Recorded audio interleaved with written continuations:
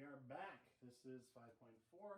We're dividing polynomials. All right, so we're going to do long division.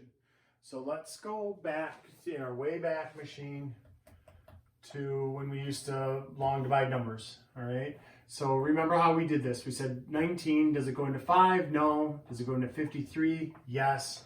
How many times without going over? Well, that would be twice. So you take 2 times 19, right? That's 38. And then what did we do here? We always subtracted. I'm going to try to use red. I'm going to look and see if that shows up okay on the video. Yeah, if I make it dark enough. Okay, so I subtract off 38. And so what does that look like? We borrow, right? 4, 13, 5, and 1. And so 1, 5, and then we bring down the 8. So how many times will 19 go into 158 without going over? And so we kind of throw guesses out there, right? That's about 20. That's about 160. Maybe 6 or 7. What would 7 be? Would be 63 and maybe 7. Maybe 8. What about 8? 8.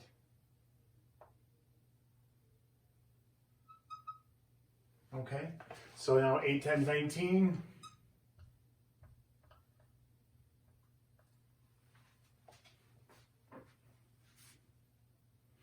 Is, what is that? 72, and then carry the 7, 152. Oof. That was tough. So see, this wasn't a walk in the park, what you used to do when you long divided things. And then we subtracted it off. And then we got, what do we got here? 61. And then that'll go 3 times, right? So 3 times 19, 27, carry the 2, it's 57, and we subtract that off, and we get 4. And then back in the day, you would then say remainder 4. Remember that? That was the good old days. All right. What you could have done, though, if they wanted an exact answer, you could have said 283 plus 4/19. True story. That would be the fractional answer. And then because this is a number and this is a number, we could just write it as a mixed number. 483 and 4/19 is the exact quotient of that problem. Mostly they don't usually show that to younger students because they're usually a little shy about fractions as it is. So let's take a look now. Let's apply the same algorithm to our first problem. They want us to divide c plus 8 into c squared plus 6c minus 18. So this is what you ask yourself. You ask yourself, what do I multiply c by so it exactly matches c squared? What do I take the first term here so it exactly matches that term? And the answer would be c. c times c is c squared. So just like what I did there, I wrote the number down there, then I wrote it there and multiplied it by it, and that's when in that spot. I'm going to multiply this, but I'm going to have to use the distributive property. All right. Now, here comes the part that most people, if they're going to make a mistake on it, it happens right here, right now. Let's look at this. If I want the opposite of c squared plus 8c, because look, I subtracted 38, I subtracted 152, I subtracted 57. It's always minus. So if I subtract this binomial, that means I have to change both of the signs. This gets to be a negative and that has to be a negative. This is the one that people miss all the time. That's usually the mistake. Years and years and years of teaching this, that's where the mistake happens. So be careful not to forget the negative on that second term, all right? So now we add straight down. The first term should always cancel out. If it doesn't cancel out, you did it wrong, okay? Minus 2c minus 18, all right? And now we go again. So we ask ourselves, what do I multiply c by to make it match negative 2c, all right? And that is negative 2.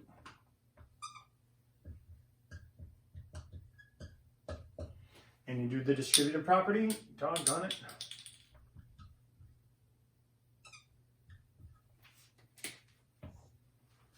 And so now we're in a weird situation because they're already both negatives. And so if they're already both negatives, I have to remember, minus a negative. So I'm subtracting that. So I'm going to change both of these signs and I'm going to make them positives. And when I do this is a little trick, especially if you're using just a single color. You make it positive, like a really long plus sign like that. All right. Let's see, did that pick up on there? Okay, yeah, you can see it. All right, so now look at what happens. I add straight down. That goes away. This is negative 18, positive 16. That's negative 2. And so that ends up being our remainder. We don't say our negative 2. We say plus, and then negative 2 over c plus 8. And that is our quotient, c minus 2 plus negative 2 over c plus 8. Now it says, okay, hey, go ahead and check that. Would you check that, please? And so you say, okay, we'll check it. And that means to check it, I guess that's part B. We're going to take this, c plus 8, times that, c minus 2, and we're going to add the remainder, negative 2. And that should check out. That should work out to be that, all right? We could do that with the number also. We could take 19 times 283 and then add 4 to it, and it will turn out to be 5,381. You could totally do that every time, all right? So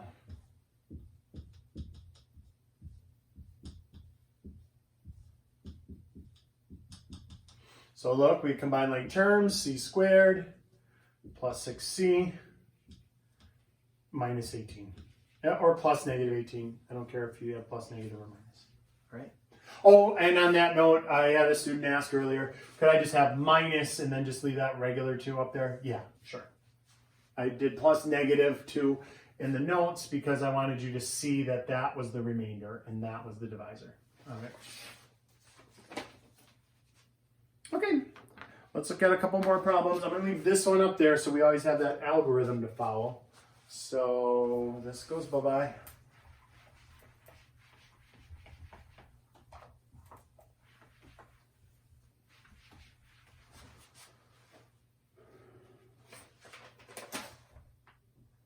So y plus 1 divided into y squared minus 2y plus 3.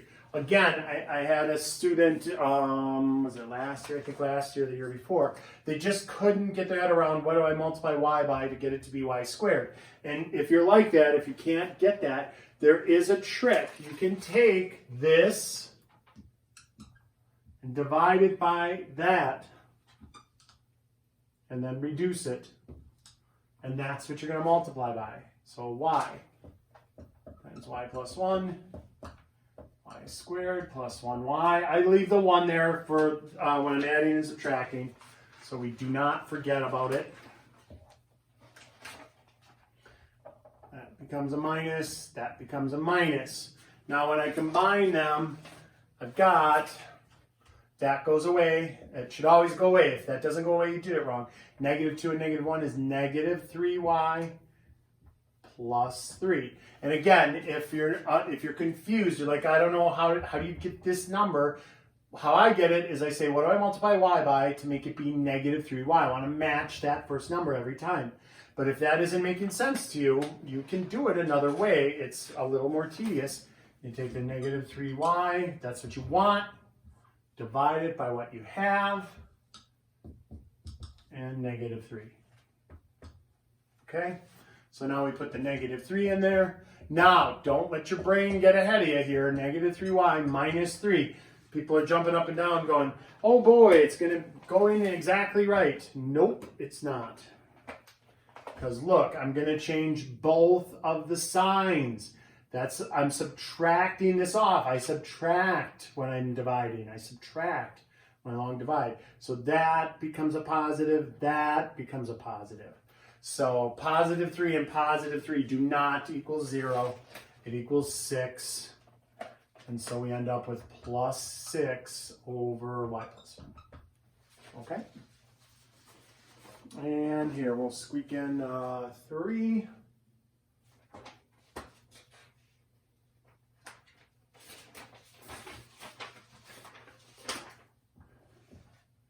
So we got 3w plus 2 divided into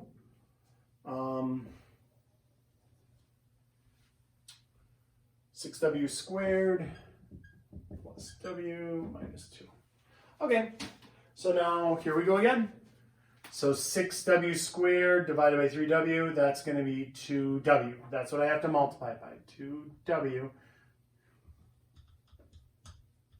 And then that's going to exactly match 6w squared, so I got a match there, plus 4w. That's just collateral damage. We're always worried about that first one. And then we change both of the signs. All right. Now I add straight down, that goes away. I add straight down, that is a 1w, and negative 4w, that is negative 3w. And then bring down the minus 2. And now how do I get a 3w to be a negative 3w? Well, I multiply it by negative 1.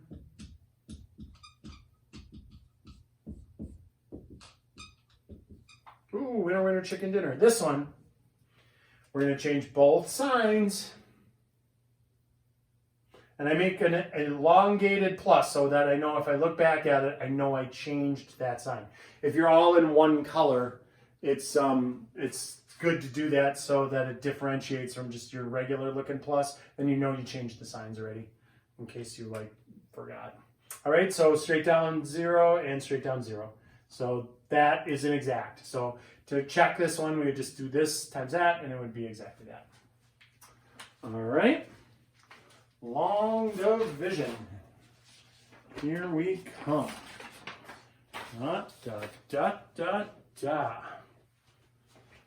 What about if we do a binomial into a polynomial with 4 terms?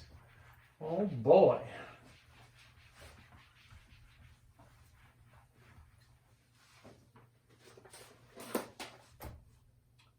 So 2x plus 3 into 2x cubed plus 3x squared minus 2x plus 5.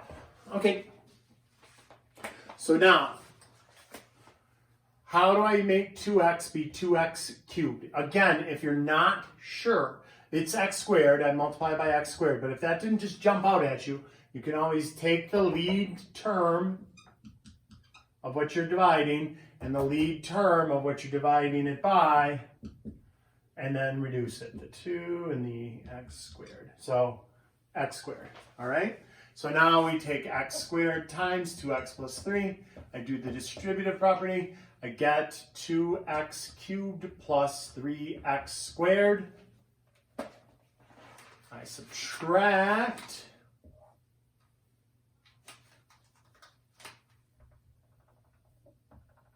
Whoa! We killed 2 birds with 1 stone. Look at that. Bam, bam, bam, bam. So I bring down the negative 2x and the plus 5, and now I'm going in this position.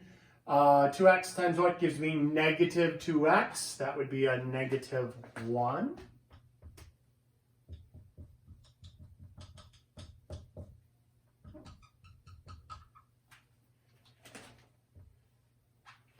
And then again, change both signs.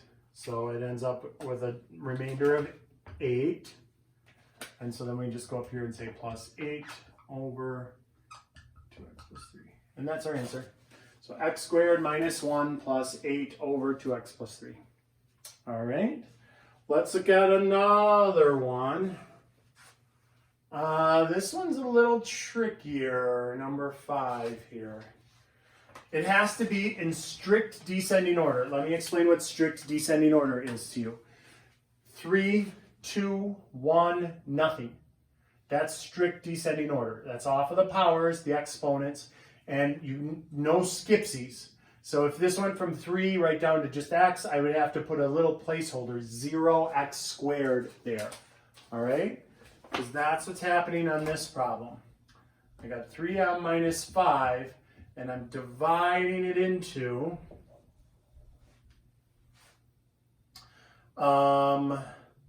6m cubed minus m squared. But now they don't have an m term, so I'm going to put a placeholder, plus 0m, and then minus 3. Okay, so I put that little placeholder there because it's got to go 3, 2, 1, nothing. There's no skipping. It's got to be in strict descending order. All right, and you'll see why in a second why we had to have that placeholder there, because it wouldn't match up. If I didn't have it when I multiplied, like they wouldn't match up. I wouldn't have like terms right above or below each other. So that's why you got to put them in there. Okay, so 3m times what gives me 6m cubed? That would be 2m squared. So 2m squared times 3m minus 5 is 6m cubed minus 10m squared. But we got to change both signs. So this becomes a minus, that becomes a plus. All right, I add straight down, those go away. Negative 1m squared plus 10m squared is 9m squared. And now I bring down my plus 0m, my little placeholder. What do I take 3m by to get 9m squared? That would be 3m again.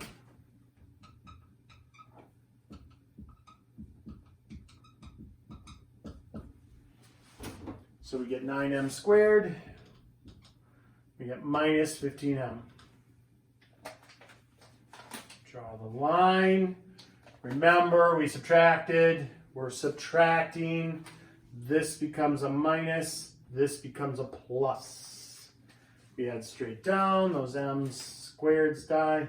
And now we got 15m and minus 3. And what do I take that times to make it 15m? That would be a 5.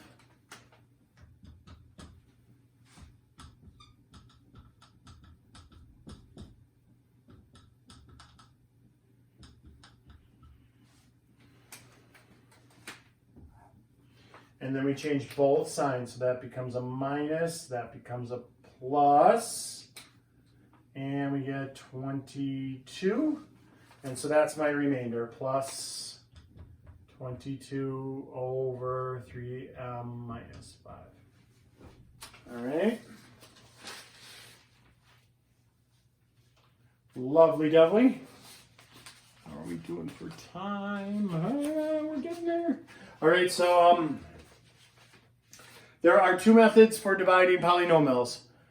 When is long division necessary?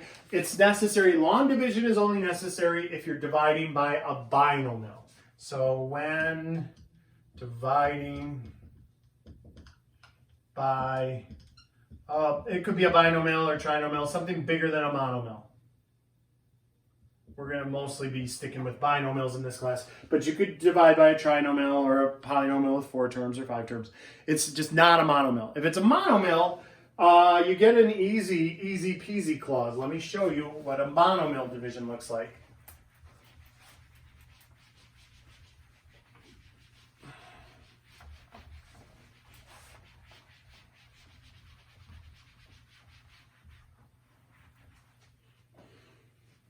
So look, number 7, if it's 4a to the 5th minus 8a to the 3rd plus 2a all over 2a, we don't have to long divide this one because that's a monomial. That's a single term.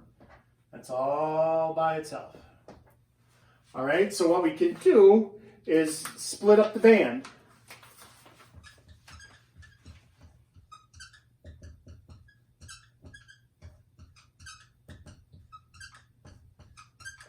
Like that. So let me tell you where that originates from. So back in the day when you added fractions, let's say they wanted you to add 1/5 plus 2/3. Then you'd say, okay, well, I need 15s. So I put a 15 down, I put a 15 down, I need a common denominator. Multiply top and bottom of that by 5, we get 10 15ths. Multiply the top and bottom of that by 3, we get 3 15ths. Now, you might have had a teacher that made you go 15 and 3 plus 10 like that, and then do 13 15ths. So look, this, if I take it from this, I could go back to that, right? And write it as individual terms with that same 15 on the bottom. That's essentially what I'm doing. I have the common denominator here, but if I can write it underneath each individual one and break it into 3 terms. Then what can I do? Well, I can reduce. That's 2, that's a 1 and a 5, so that's a 4. So 2a to the 4th there. Plus 2 goes into negative 4 times. A to the 1st, a to the 3rd, that's an a squared. So negative 4a squared. And a's cancel, 2's cancel, but 2 divided by 2 is 1.